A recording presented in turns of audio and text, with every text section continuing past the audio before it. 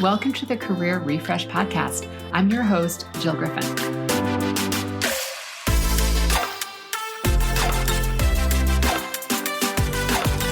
I'm a former media and marketing executive turned career strategist and executive coach.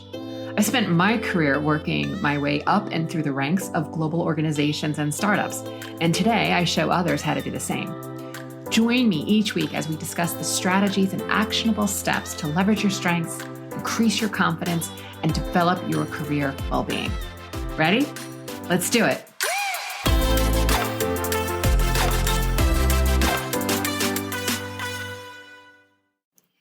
Hey, this is the Career Refresh, and I'm your host, Jill Griffin. Today, I have the pleasure of introducing you to a mentor and former colleague, Esther E.T. Franklin.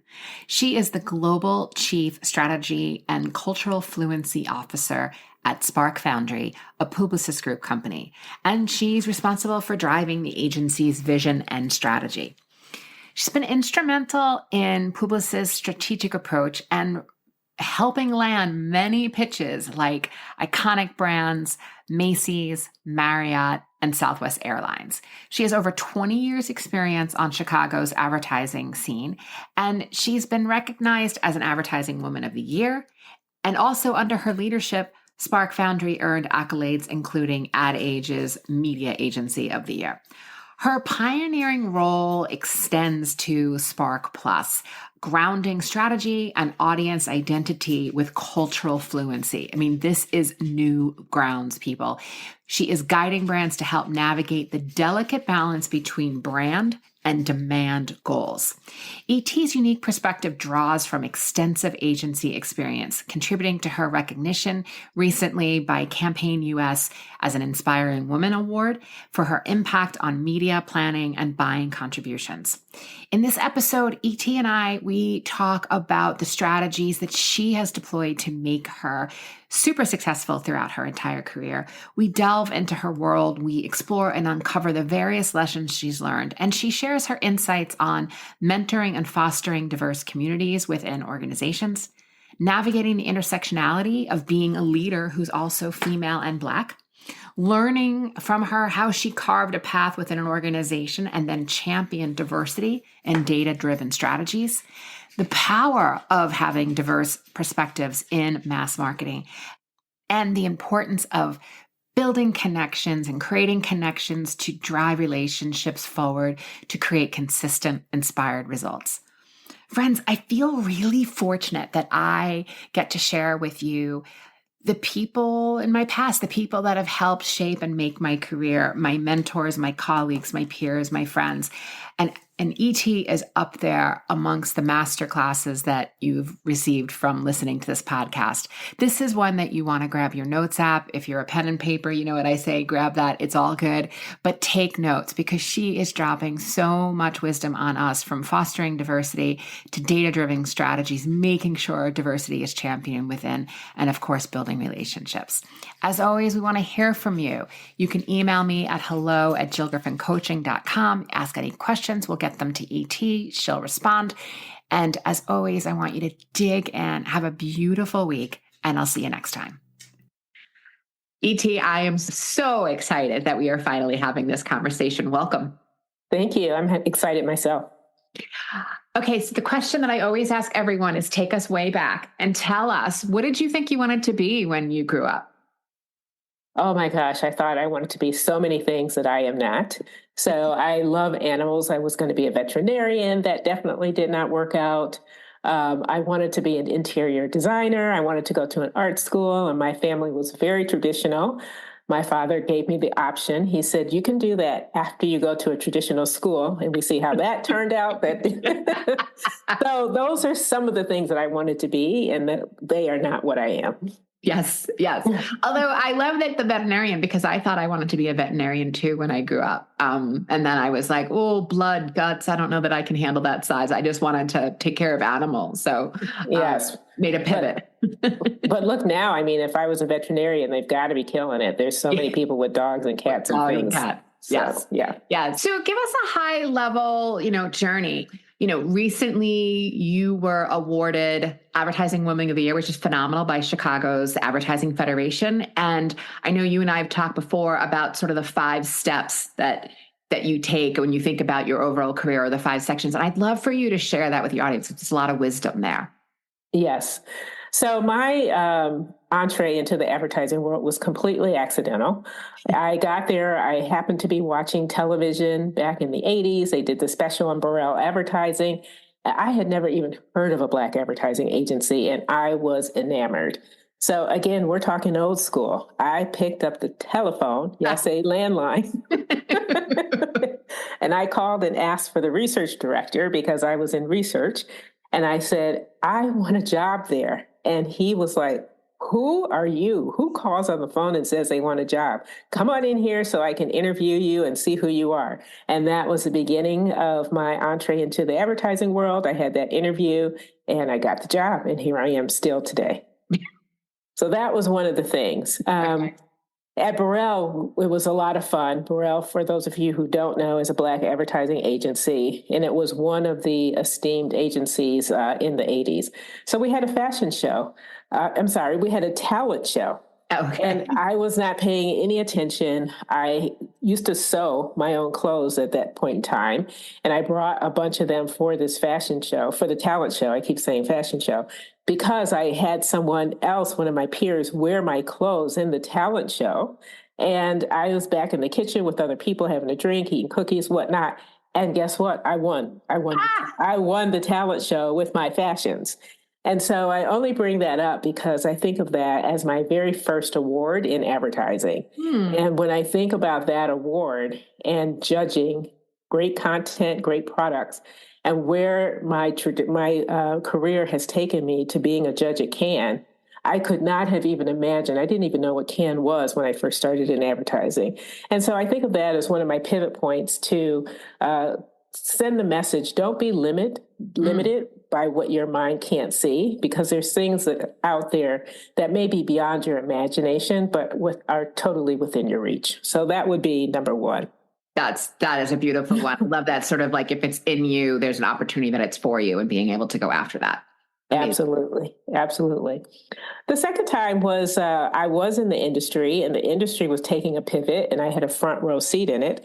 And that was going from marketing research to account planning. And so account planning, that discipline, is all about the strategic use of data to understand people and create an unusual, uncommon profile. So you understand where the gaps and tension points are in their lives that can be solved by advertising. And so I was a part of that shift in research to account planning, and it was very transformational. It was interesting. It was eye-opening. And again, it exposed me to what was going on across the pond. Account planning came from the UK. Yeah. Yep. So I became expert in the strategic application of information, and I still use those principles today. So I think of that as my sort of second pivot point and trajectory in my career. All right, let's hear the third. The third was when I came into media. Media was morphing into its own industry.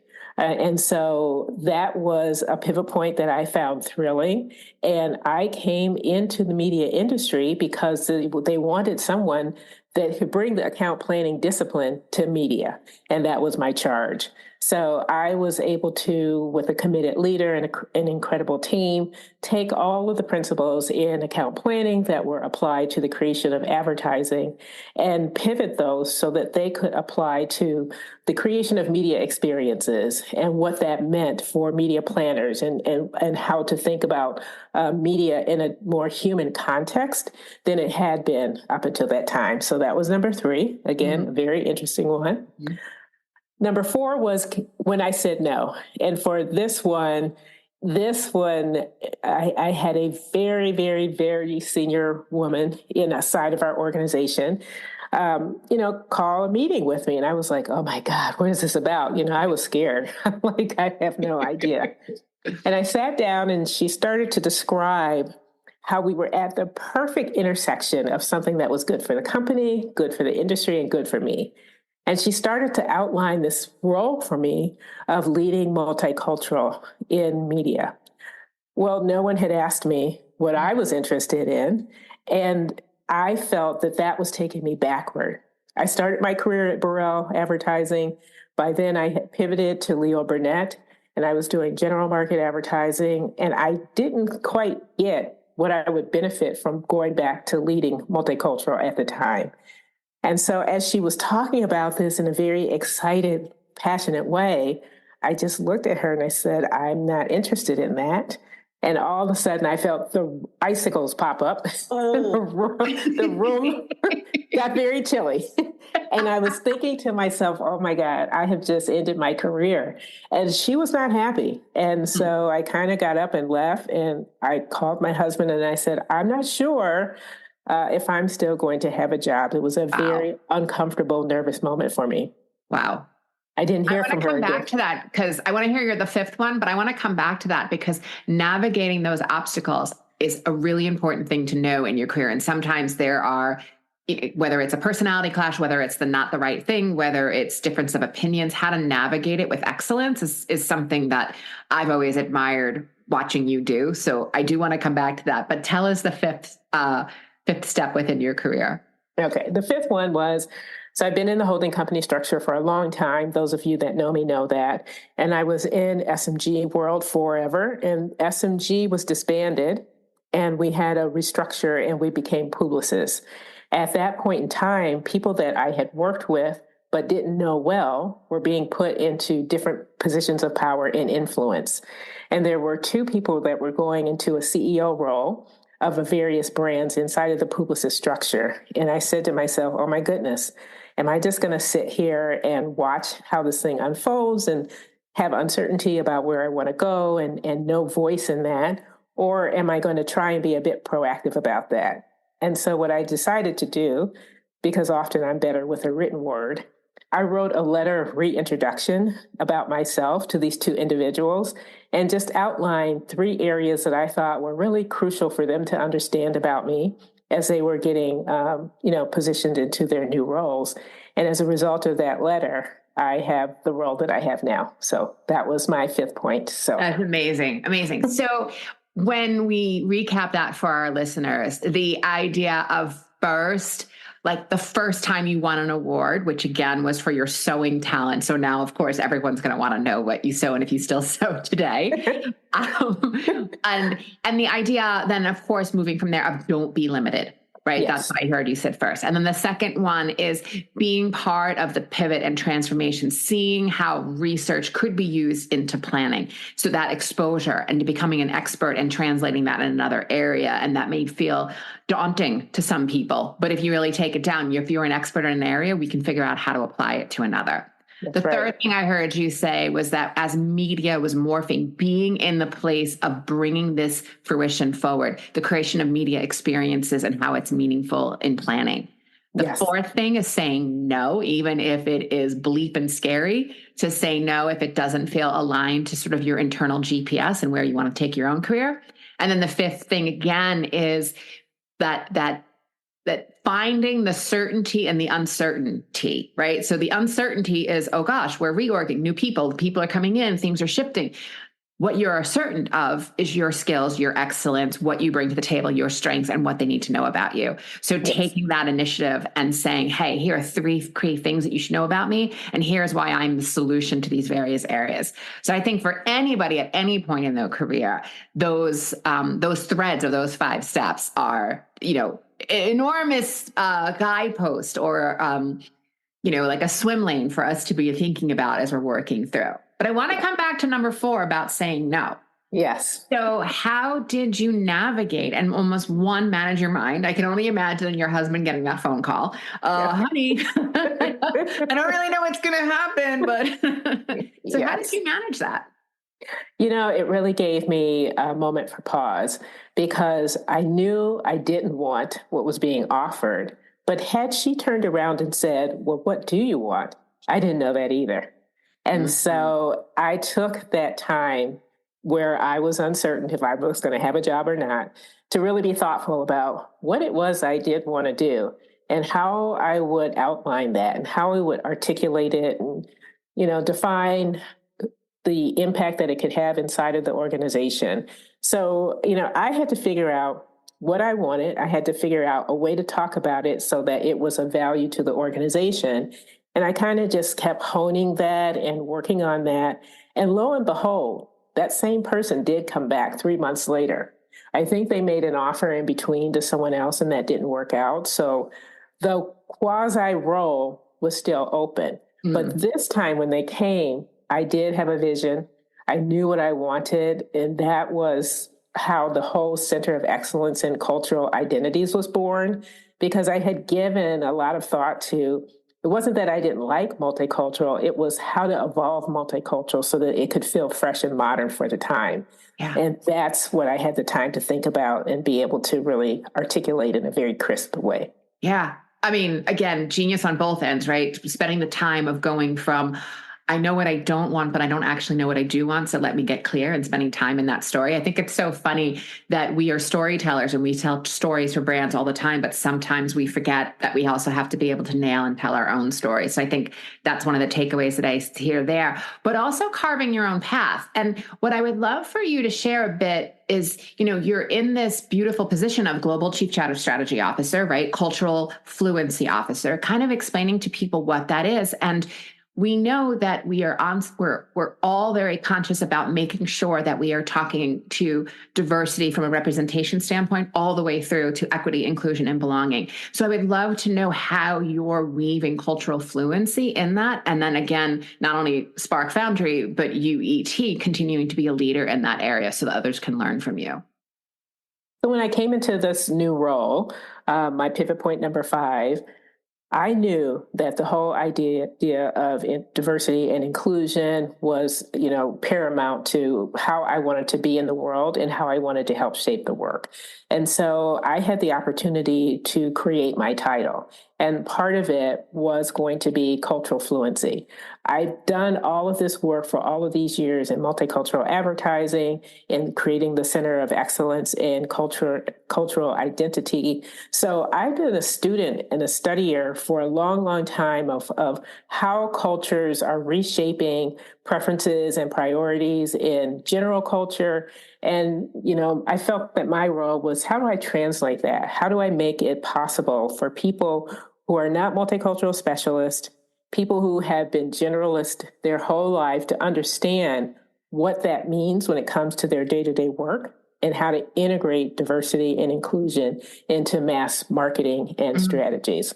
So that is the heart of my role. As a strategy officer, it is not only to set the strategic direction for our organization, Spark Foundry, but also to have a team of strategists who are doing that kind of work on an individual client basis. So whether that be Brown-Forman or that be Macy's or Citibank, whatever client they are working on.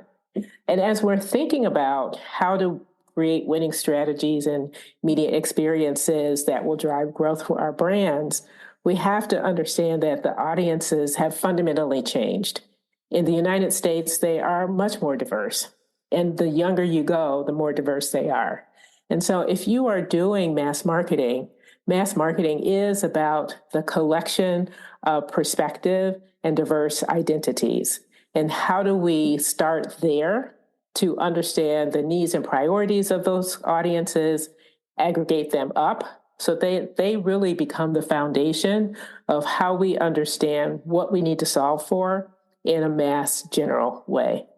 So I'll stop there and just. No, I would love, like, if it's okay, again, if you can talk about an example to really bring it home. Like, I think what you said is a beautiful way. I love that, like how brands have changed. It's much more diverse, but that mass marketing is a collective of the perspective of diverse identities. I feel like everyone, that is something you need to write down. You need to open your notes apps and take note of that. But if you could pull it through, if possible, to an example, or whatever you're able to share within the confidentialities of your client work. I can talk about it in how it affected the ways we work. Perfect. So I think first, everybody's thinking about being audience first or people led or being human at the core. And so when we talk about all of that, the first thing that we do is understand what matters to people, how they are functioning in a particular category. So when we're doing that ground laying work of understanding people, who is it that you're understanding? What does your audience look like? Whether that is qualitative work or quantitative work or using big data sets. And these days, it's the big data sets that I'm most concerned about.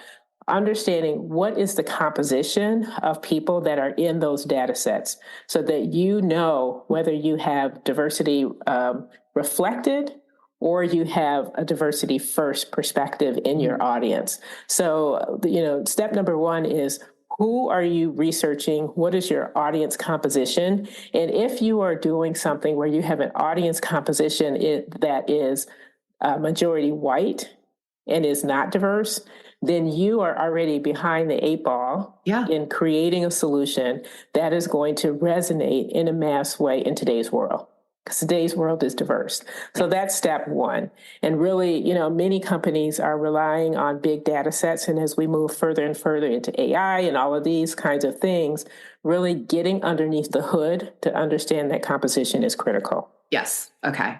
That is so really once you have that, if you start there, then you're going to have a much better sense and much stronger confidence that your strategy is going to be rooted in a diverse perspective. So if I have diverse audience going in, and I'm using that to identify the priorities in terms of tension points and how they use a category or the ways they think about a brand, when I start to think about what is going to be my strategic guidepost, I know that it's rooted in information coming from a diverse audience. That strategy sets me up for success. Setting a strategy that can guide the way the organization operates internally is key. As we know in media, we have so many areas of specialization that go into a solution development. Mm-hmm. So whether that be content or it's commerce, or we're looking at precision, which would be search and social. When we get inside those verticals, again, how are diverse audiences using social? What are they looking for in search? How are they using digital media? What platforms are bubbling to the top? Those are the things that we have to be very intentional about paying attention to and integrating inside of our solutions. So those are the kinds of things that I talk to teams about, being very intentional in their day-to-day work. What are the audiences bubbling up to, thinking about, looking like? And then, importantly, how are we measuring? When you're measuring the impact of your experience, can you break out that measurement by audiences? Can you see the contributions of the diverse audiences, Black audiences, LGBT audiences, women audiences, religious audiences? You've got to be able to have measurement that's granular and capturing the impact of those groups to really understand what kind of momentum and impact they're driving. So those are some of the ways that specifically we're looking at. And the last one, I would say, it also helps you think about what partners to bring into the solution. Absolutely. I was just going to say that, yeah. When you're thinking about your partners, do they understand diverse audiences? What kinds of information do they have that can help you amplify your understanding? Do you have enough diverse partners that you're tapping into? Are there some emerging ones that may be challenged with measurement and things like that you can sort of help along the way? So there are many ways to think about how you incorporate diversity into your strategy, into the partners that you bring in, into the way you think about allocating your dollars, and importantly, how you measure the impact that your solution is driving in the marketplace. Right. So again, I'm hearing, if you're starting with a diverse set of data that is assuming is also making sure the big data sets, there's always an inherent bias, but that you're looking for those in advance and making sure you're scrubbing those out. All the way then thinking about then your strategy has a diverse perspective. You're using that as you're moving through. You're making sure that you have the proper measurement that you can actually test. It's not just a general market measurement. And then lastly, what I hear you saying is something that, we've talked about before, is that making sure that your partner supply chain is also diverse. Because if you're just using certain sources, you're not going to then reflect the diversity of the people you're trying to reach, because not everyone is consuming the mass generals. There may be more niche media or platforms that certain audiences are using. So really the full spectrum. I mean, it seems like, I almost want to say it seems like an obvious approach, but I don't think people are doing this. I think that you are leading in an area that others are not, which again, it makes it's why your agency and your own set of skills is so enormously rewarded, because you're doing work that others aren't doing. Do you see that too? Do you see that others aren't doing this? It's quite frustrating, actually, because I have been in this business for quite a long time, and it does seem obvious. I mean, if you look at the data tells you that we're getting more and more diverse as we age down. If you're talking about under 5, oh my God, we're already over 50%. If you're talking about Gen Z, I mean, the data cannot be refuted. So it's not the information, it's the interpretation of the information.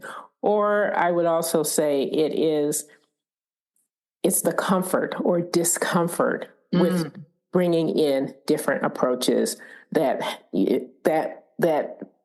make you exercise muscles that you haven't had to exercise before. Right. We're all challenged with moving faster, doing more with less, making sure that we're operating at the speed of culture. And we know that speeds up every day. Yeah. And so if you're doing all of that and you have fewer resources, do you really have the time to learn something new?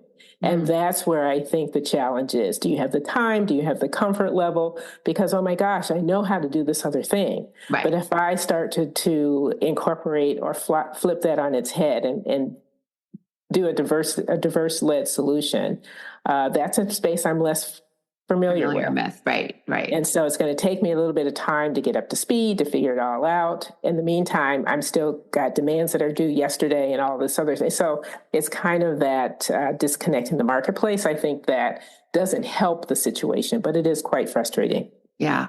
Okay. Switching gears a little bit, the advertising industry has historically lacked diversity, right?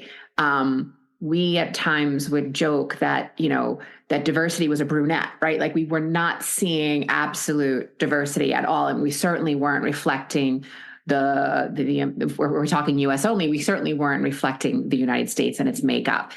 What advice would you give to people who are seeking mentorship to be able to support and promote not only themselves, but able to support others to promote diversity in the industry? So I think that diversity is everybody's problem and everybody's opportunity. Yes. The industry continues to recruit in, and we do need to recruit in.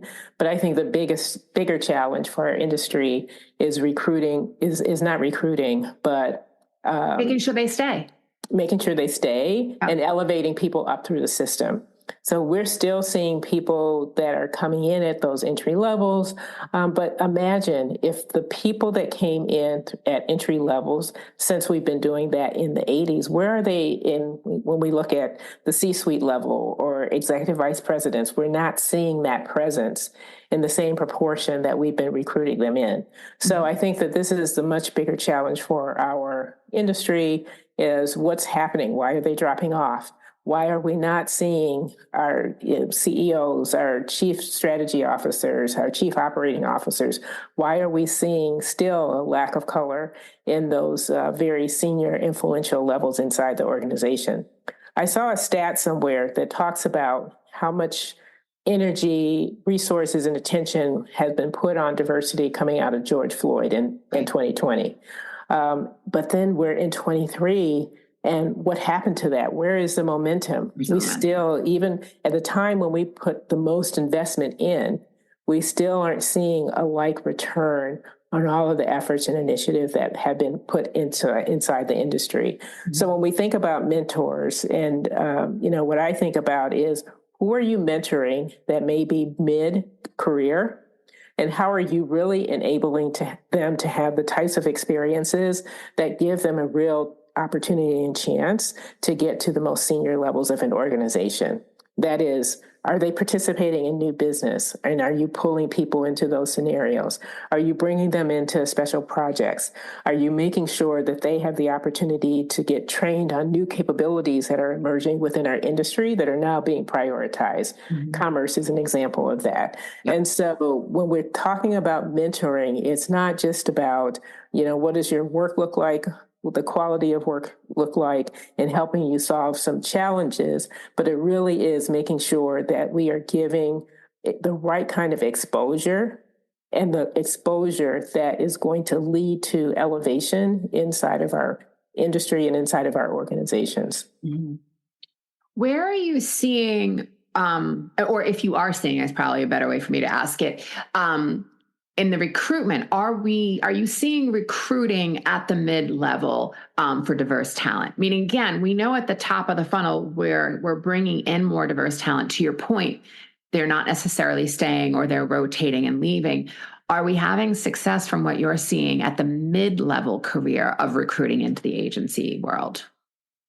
That's harder. I do not think that we spend a lot of time bringing in people in mid-levels into advertising agencies, especially the holding companies. The holding companies are tough. They are fast, they are rigorous, and so you got to kind of come in with your, hitting the ground running. And we tend to really promote from within, and so we do most of our recruiting at entry level. Mm-hmm. Those people that are coming in at mid-level, if they haven't been in an agency environment, they have the toughest time. Yeah. But if they come from a different, holding company, then their chances of success are better. They do have a better opportunity to rise up. But again, whether we're recruiting from the bottom, whether we're bringing in at mid-levels, we still look at the top of these holding companies, and there's nobody there. So, E.T., what programs are you seeing that you either want to implement or that you have seen implement either at your company or in the industry in general that are ensuring that those mid-level diverse talent is actually having a chance to get into the pipeline and actually be employed and working within an agency? From an industry perspective, we participate in a program that's run by the 4As. It's the Vanguard program. And that program is especially for mid-level talent. And it's all about networking. It is also about ensuring that the most senior executives in the organization are involved and leaned into the program. So there's a mentoring part, there's a sponsorship part, and there is a fellow that is involved in the Vanguard program. And its goal is really about elevation of talent into more senior roles. It is a pretty rigorous program. It runs for about 9 months.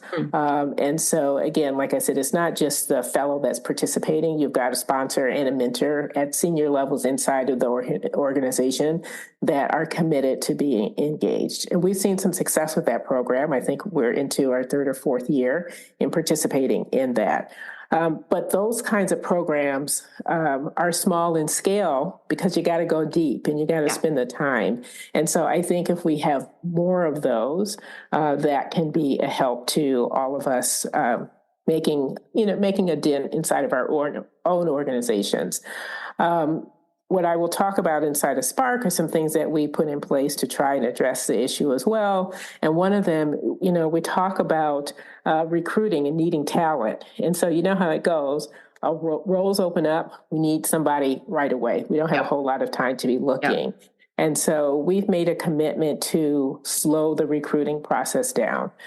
So what we've done is we take a 2-week period in front of really opening up a job opportunity more broadly to do some recruiting in an unconventional way. We're tapping into diverse networks. We're going to a diverse school base like HBCUs. We're going to diverse organizations. We're taking that 2 weeks to really tap into a diverse network to do everything that we can to identify candidates that can potentially fill a role before that role is opened up in a much broader way. Mm-hmm. And so we have found some success in that, but that's also very challenging because when the roles open up, we tend to need them immediately. But I think the distinction, what I hear you saying, is you're slowing down the detective work you're not necessarily slowing down the interviewing process. Like once we find candidates, it's not like you're drawing out that process, which we know is obviously deterrent.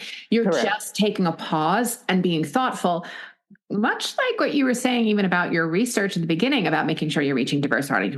You're just being thoughtful in that area. That's right. That's right. And making sure that we're not falling into old patterns and behaviors because they're easier and they're more readily available for us. And so I think that's what we have to fight. We have to fight the inertia of how our organizations got to how they are in the first place. Yep. Okay. How did you navigate the intersectionality of both being a woman and a person of color in leadership roles? That's a tricky question, and it's a complicated place to be. And I think, what I would say in all fairness and candor is that it took me a very, very, very long time to be able to be comfortable in that space with intent. And so when I first came in the industry, it was really about, am I doing my job well? Am I doing my craft well? Am I, demonstrating excellence on a consistent basis so that my work doesn't become an issue? So we get through all that. And now I'm wanting to elevate and become more influential inside the organization. And so what can I draw on in order to start making those kinds of relationships that will enable me to take on different roles? And I think that is where the woman comes in, because women are better at relationship building. And so for me, my path was really about getting to know people on a more intimate level. And when I say intimate, I don't mean that I needed to know all of their personal business, nor did they need to understand my personal business. But I did want to understand them as a human being, what mattered to them, what was important to them, what they saw as being critical inside of their career, and what they were aspiring to. Because if I knew what they were aspiring to, then I could sort of look at my own skill set and what I was able to contribute and see how I could help them achieve their goals. And so I would say, as a woman, and being able to really build strong relationships, understanding those relationships and using them to understand how that person wanted to achieve, that was a route that enabled me to continue to be successful. When I think about the intersectionality of that and me being Black, sometimes that was a benefit and sometimes it was deterrent. And what I mean by that is sometimes as a Black woman, I was the invisible person in the room or in the conversation. And sometimes when you're the invisible person in the conversation, people feel very comfortable saying things that they might not feel comfortable saying around other people. So I was very comfortable for people to be around and to have and have their unfiltered conversations. But those unfiltered conversations helped me better understand where the gaps were, what was important, and what mattered. And so I could use that information to, again, shape what I could contribute in various roles. And so that became something that helped me succeed. Now, as I think about my stance as a woman and as a Black woman, I'm very vocal about the injustices I see for women. Women still are paid less. Black women are paid even less. And so being able to talk about those things out loud without fear of retribution or consequence, being able to understand what that means in building a career, and to be able to have honest and direct conversations with other young women in the industry who may be wondering, how do I navigate? How do I think about X, Y, Z? How do I show up and be myself without giving up myself? How do I advocate for, more money and more benefits and things that I see that other people have that I don't? How do I do all that? And so now I use that intersectionality to be able to guide and mentor other people, but also to speak up at an industry level and at an executive level inside the organization, so that people don't have to take the long circuitous journey that I had to take to get to some of the things that they can have, today. Right, right. And I think just, listening to you say that, and obviously, we've worked together for our listeners, we work together, and I always considered ET one of our executive leadership mentors to me, and just the way you move with excellence and grace on, basically everything that I saw you touch. I was just like, really, really inspiring. And I love that Campaign US named you Inspiring Woman Award, and you received that award, because I really feel like that intersectionality that you're talking about of both being woman and Black and inspiring other younger women so they don't have to take, hopefully, the same journey that you've taken, and as long as it is. I love that you got that honor, and it's very, very well deserved in that. So the question that I have, just as we start to wrap up, is if you were to look back in this time, what did you like more than you thought you would? Media. You're like, where's the calculator? I like he said it's not just about math. It is about math, folks, but it's not just about math. Well, remember, my background came from advertising agencies and creative. And so when the opportunity was presented to me to come into the media space, I was not thrilled. I was thinking to myself, why would I do that? And so, but what was even more intriguing to me is that it was new, it was unknown, and the path was not set. And so I like that kind of gray fuzzy space. So I said, let me go see what this is about. And that seems to be a trend with you, new, unknown, and not set. And I have never looked back, but I needed to have that level of comfort to dive into those unknown spaces in order to know what was on the other side of that. And, that was really the thing. Yeah. So I'm going to follow that up with, in this work, is there an unknown skill that going in you didn't realize you had, and then all of a sudden you're like, wow, I'm actually really, who knew? I'm really good at that. I would say connecting.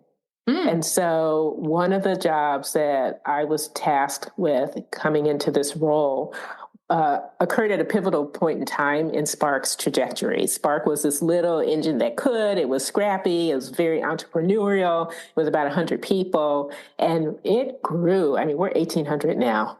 And so there was no consistent way of working. And so I was charged with coming in and creating a consistent way of working across our organization. That was a tough job because I really had to get inside and get underneath everything to understand how things worked and where you could start to meld and bring things together. And so that's where I really understood the power of connecting, being able to build trust and relationships and understand really sort of the operational aspects of how the organization worked in order to be able to craft something that drove consistency, that was inspirational, that people were willing to embrace and adopt. So I'd say that connecting skill. All right. So with that, my final question for you is, what books or podcasts or media that you're consuming that you would recommend to people who are looking to keep their careers fresh and navigate through? So one of the things that I'm always interested in is the human psyche and human beings. I am a lover of biographies. So that is the genre that I pay attention to the most. I just watched on Netflix, and I'm not going to remember the name of it, but it was the biography of the richest woman in the world. And that was the L'Oreal heiress. I can't think of her name, but I'll find out and put it in the show notes for people. Okay. Yeah, that was amazing. And then on the diversity side, this one might be a little bit more controversial, but I've been fascinated by, really delving into the 1619 Project. And so that is a project that really tells history in a very different but data documented way. And it reveals many of the untold stories and influencers that helped build America into the, mighty society that it is today. And I think that perspective is important for people to understand as well. Great. Thank you for that. E.T., thank you again for sharing your insight, your journey. I think also, again, speaking as both a woman and a Black woman in our industry, it is so important that we continue to hear your voice. And I know many people will benefit from listening to this conversation. So I thank you for generously taking the time and having this conversation with me today.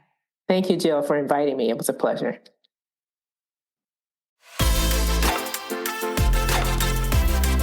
Hey, Thanks for listening to the Career Refresh podcast.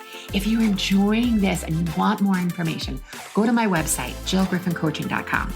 There you can find information on how to work with me one-on-one or my group programs, or even bring me into your workplace. I'll put the link to my website in the show notes. But hey, listen, before you go, do me a favor, rate and review this podcast because it definitely helps me get the word out to people everywhere so that they can also thrive in the workplace. All right, friends, I appreciate you. I'll see you soon.